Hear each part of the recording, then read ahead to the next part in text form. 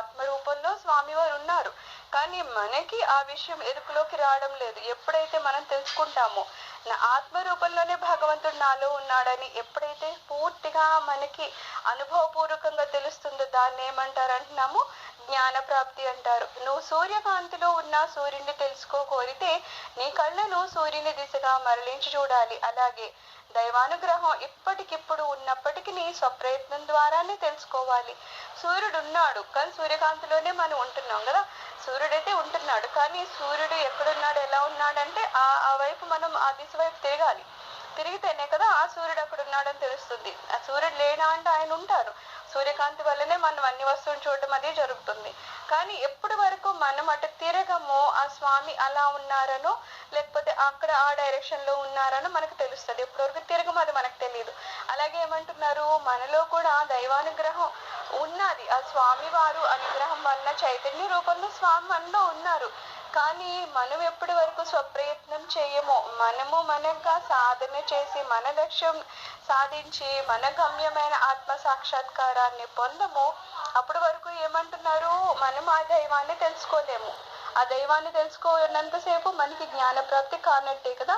అలాగే ఒక అజ్ఞానికి నిత్యము స్వయం ప్రకాశమై ఉన్న ఆత్మ తెలియకుంటే ఆ దోషము ఆత్మదా, లేకపోతే అజ్ఞానిగా అంటున్నారు. ఒక అజ్ఞాని ఉన్నాడు అనుకుందాం, అతనికి జ్ఞానం లేదు, ఆత్మ గురించిన ఎటువంటి జ్ఞానము లేదు, దాని గురించి అతను అనుభవపూర్వకంగా తెలుసుకోవాలనే ప్రయత్నము లేదు, ఏమీ లేదు. అలా లేనప్పుడు ఇక్కడ ఏమంటున్నారు, ఆ తప్పు ఆత్మదవుతుందా లేకపోతే అజ్ఞానిదవుతుందా అంటున్నారు. ఎందుకంటే అక్కడ ఉండాల్సింది ఉంది కానీ అతను ప్రయత్నపూర్వకంగా దాన్ని తెలుసుకోలేకపోతున్నాడు. అందుకని ప్రయత్న లోపమే తప్పితే అక్కడ నిజంగా లేరా అంటే ఉన్నారు. సో ఎవరిది తప్పు, అజ్ఞానిది. అంటే సూర్యుడిని గుడ్ల గూప చూడజాలకుంటే అది సూర్యుడి తప్ప లేక ఆ పక్షి యొక్క దృష్టి లోపమా? గుడ్ల గూప ఉందంటే అది రాత్రిపూట పడుకుని పోతుందని చెప్తారన్నమాట. పగలపూట పడుకుని పోతుంది, అది రాత్రి మాత్రమే చలిస్తూ ఉంటుంది. అందుకని అది సూర్యుని చూసే ప్రసక్తే లేదు. అందుకని ఏమంటారు, అది చూడలేదు అంటే అది చూడనంత మాత్రాన్ని సూర్యుడు లేడా అంటే అలా ఏం లేదు కదా. దాని దృష్టి లోపం అంతే, అది చూడలేకపోతుంది. అలాగే పరమేశ్వరుడు శాశ్వత అనుగ్రహమే కనుక అనుగ్రహాన్ని ప్రసాదించడం అనే ప్రత్యేక క్రియ ఉండదు. పరమేశ్వరుడు శాశ్వత అనుగ్రహం ఉంటుంది ఆయన్ని మన మీద. ఎప్పుడూ ఆయన అనుగ్రహం చూపిస్తూనే ఉంటారు. మనలో ప్రతి క్షణము చైతన్యం ఉంది. మనము ఒక పుట్టిన దగ్గర నుంచి ఆ శరీరాన్ని వదిలే వరకు చైతన్యంతో ఉంటుంది కదా. మనం చూస్తున్నామన్నా వింటున్నామన్నా లేదు, నిద్రపోతున్నప్పుడు కూడా ఊపిరి సలుపుతుందన్నా మనలో ఎన్నో ప్రక్రియలు జరిగిపోతూ ఉంటాయి కదా, మనకి సంబంధం లేకుండా.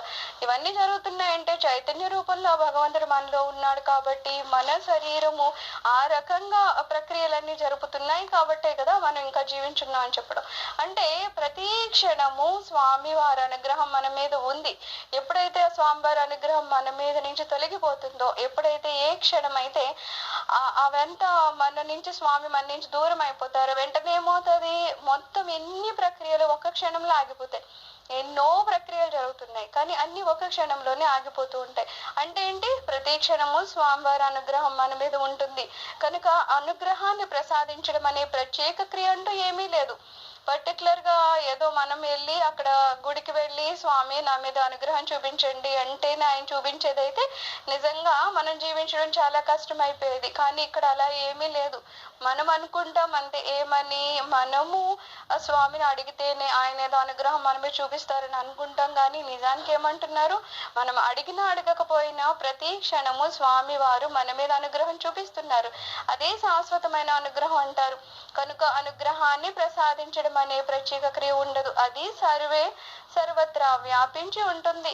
ఈ అనుగ్రహం అనేది కూడా కేవలం ఏదో మన మీదనా లేకపోతే ఒకళ్ళిద్దరు జీవుల మీద కొన్ని చోట్ల ఉంటుంది, అలా ఏమీ ఉండదు కదా. ఏ మాత్రము కాల పరిమితి కానీ దేశ పరిమితి కానీ లేకుండా అంతటా సృష్టి ఉందంటే సృష్టిలో ప్రతి జీవి మీద సృష్టి అంతటా కాల పరిమితి లేకుండా అప్పుడు ఇప్పుడు అని కాకుండా సర్వత్రా వ్యాపించి ఉంది అంటున్నారు. అంతటా ఆ స్వామి అనుగ్రహం వ్యాపించింది అంటున్నారు.